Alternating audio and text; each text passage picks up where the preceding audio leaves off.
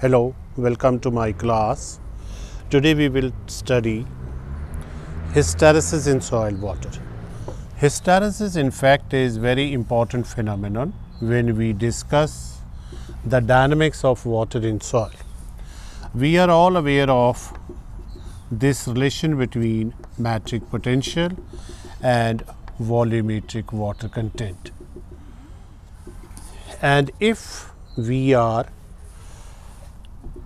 wetting an initially dried soil, so we get this type of relation.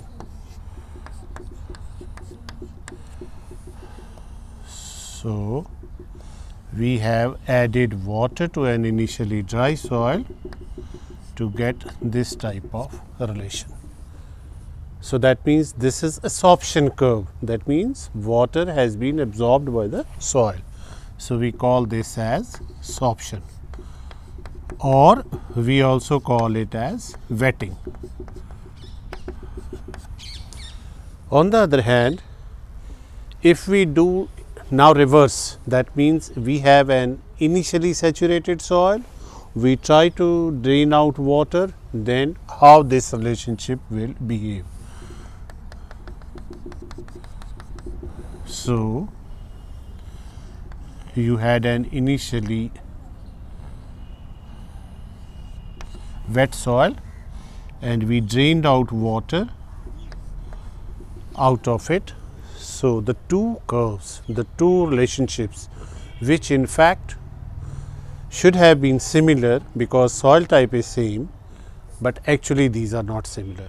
So this curve is called desorption, or you can simply call as drying.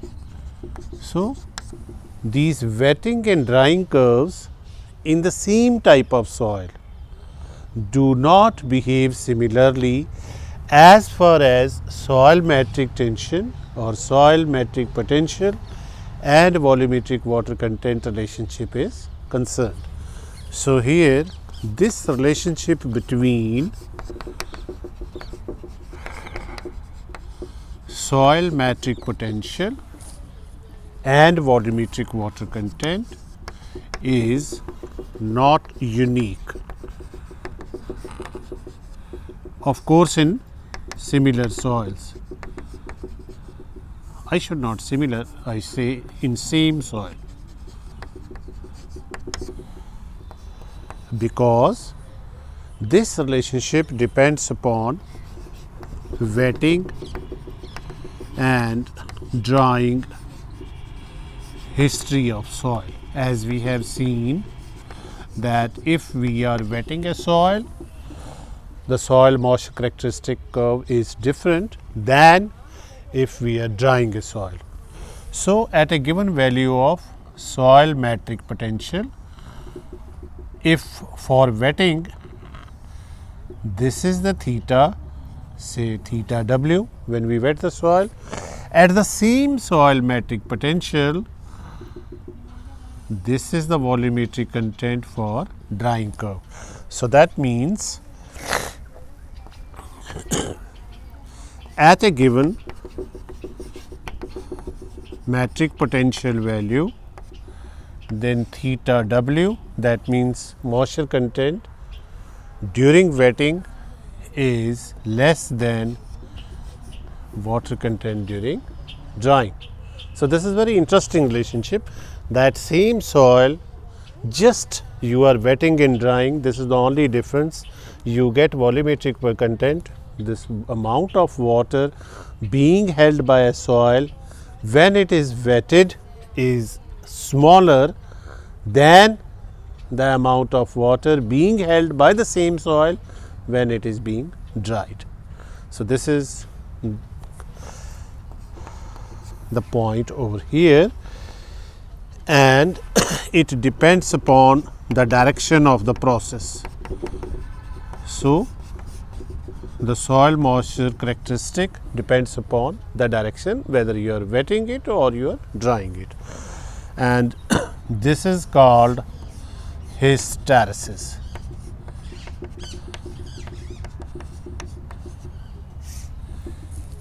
Same property behaving differently in the same soil just because of the direction of the process. That means whether it is the soil is being wetted or whether it is dried. And during wetting, the moisture content at a given soil metric potential is less than moisture content at drying, during drying. So this is called hysteresis. These are main branches of the hysteretic curve. And in between, because many times in under natural condition it happens that and initially a partially wet soil is dried or a partially dry soil gets wetted. So in that case you can have this type of curves, or you can have this type of curve when a partially wetted soil gets dried. You can have similar type of relationships. So these are called scanning curves. So what are the scanning curves? These are the curves indicating the soil moisture characteristics when a partially wetted soil is dried or a partially dry soil is wetted. Now the question is why it happens. What are the reasons for this process of hysteresis? So there are several reasons. We will be discussing these one by one.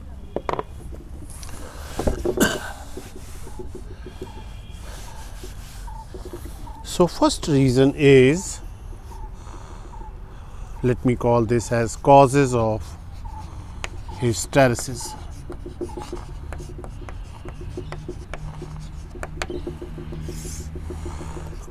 First is contact angle effect.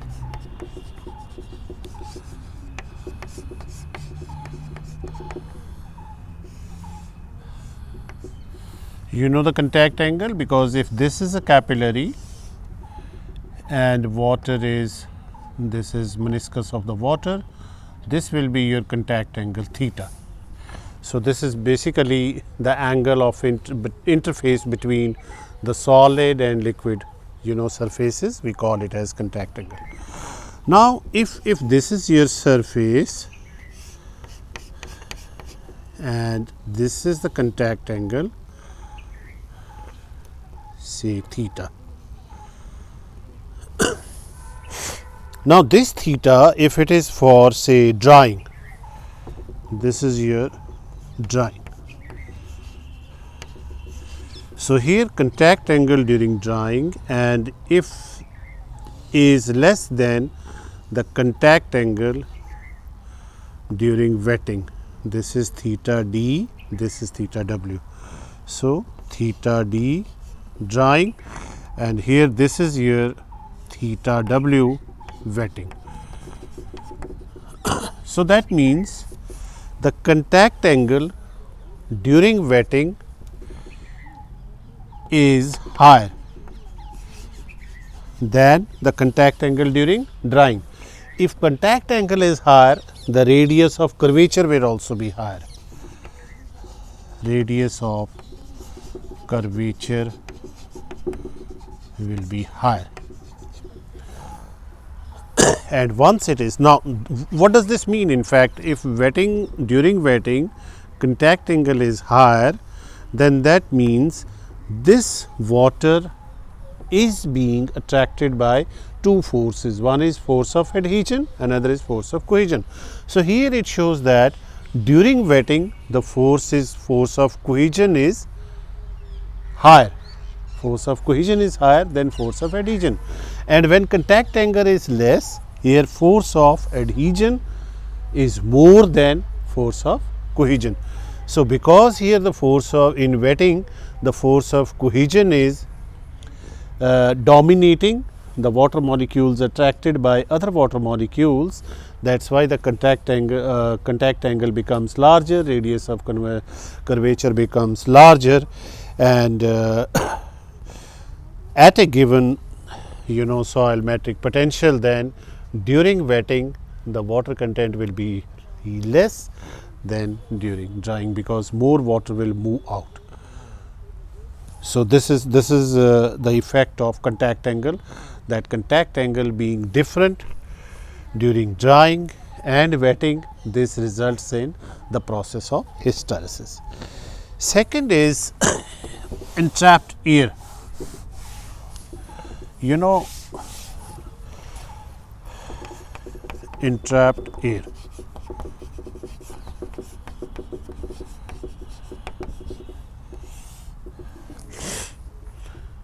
Now, when you are wetting the initially dry soil, some and air gets entrapped, it remains entrapped. So, you mean out of the total pore space, if some space is occupied by the pores, then it means the volume of water at a given soil metric potential will be less. This is very simple. So, and this happens particularly when you are wetting the soil and some air remains entrapped. You are wetting an initially dry soil, the air remains entrapped. So, air is occupying some of the pore space. So, the pore space left for water will be less. So, this again results in what we call as hysteresis. Third process is swelling and shrinking. You know, mostly particularly the fine textured soils,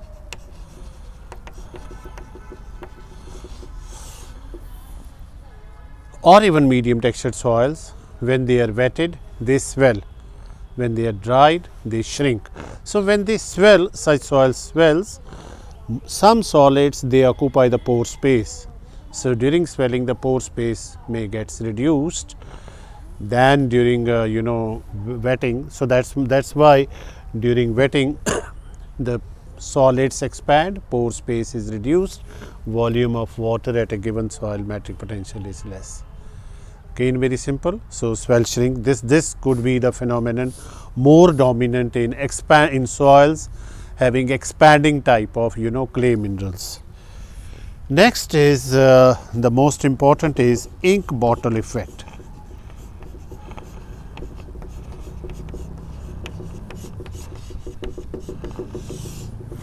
Now, ink bottle effect is mainly dependent upon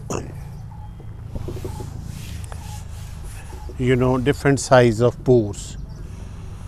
Now, supposing that you have a soil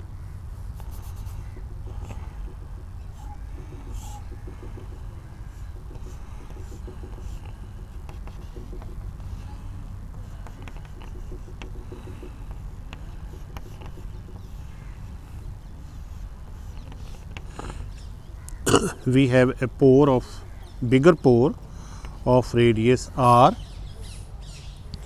and here we have a smaller pore of radius r, and this is completely filled with water. So, this is, you can say, saturated soil. On the other hand, you have similar soil where this pore is dry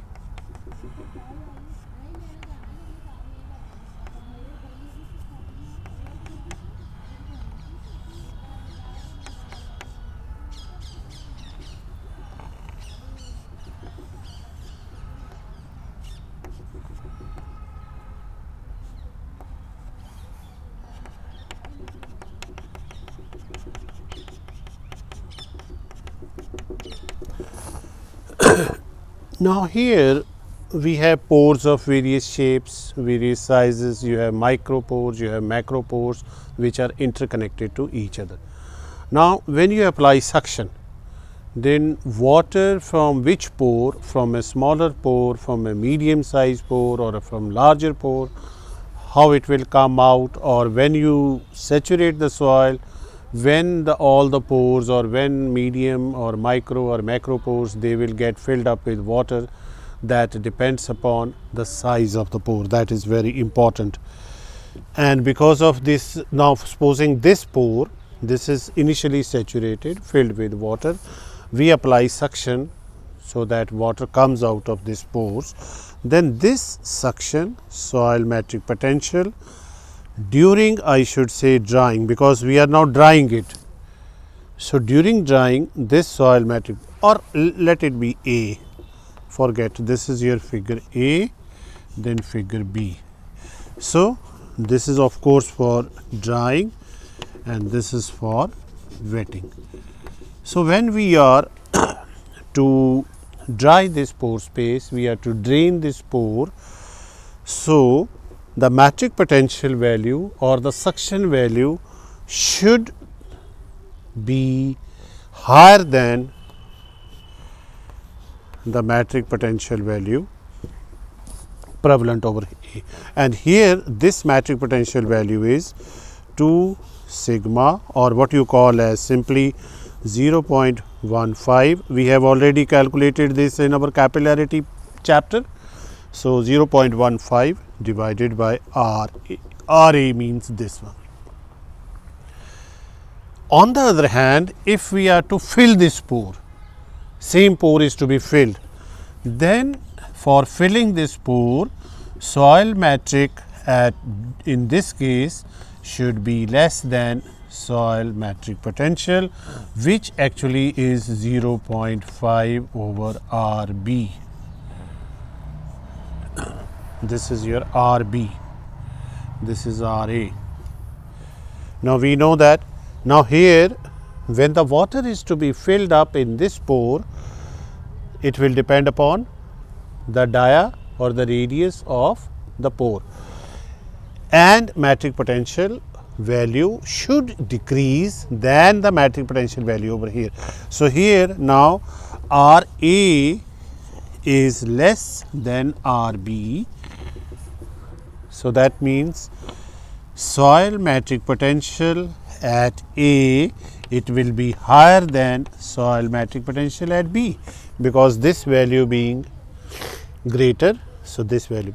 So these two, for a same amount of water content, we have, for example, if I say this is the theta over here, for drying this will be soil metric potential, say this is at A, and for wetting this will be soil metric potential at B.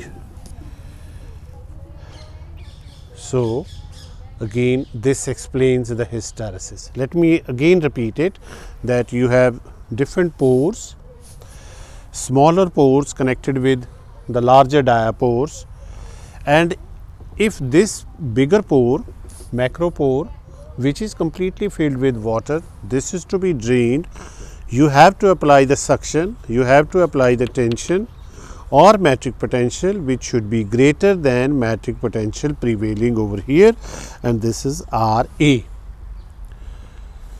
This is 2 sigma and this comes out to be 0.15 divided by radius.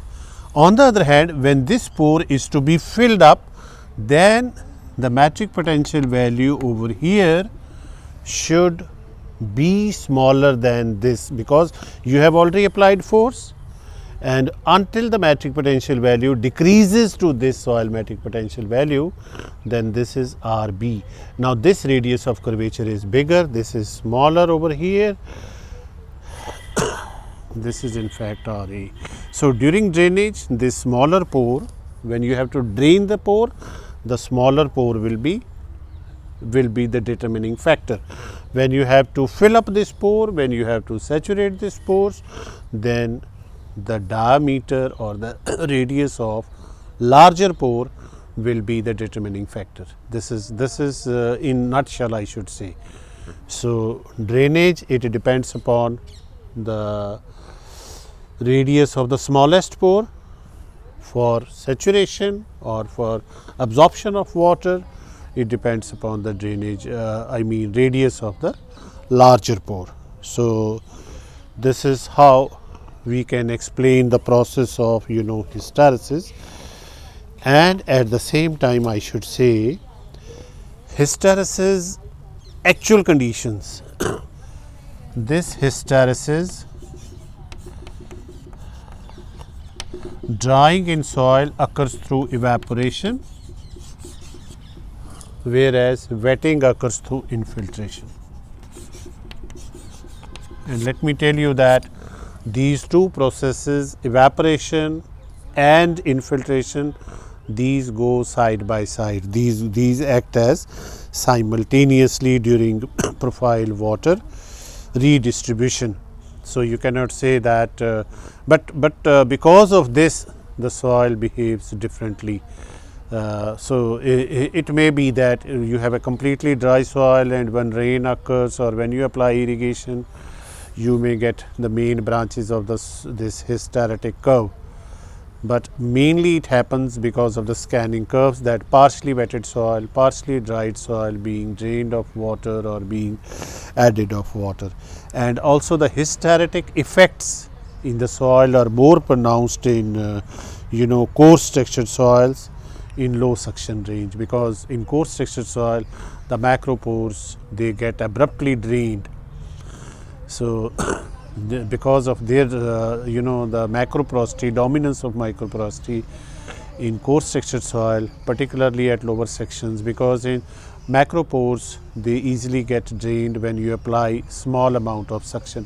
So that is why the hysteretic effects are more pronounced in case of coarse textured soils, particularly in low suction range.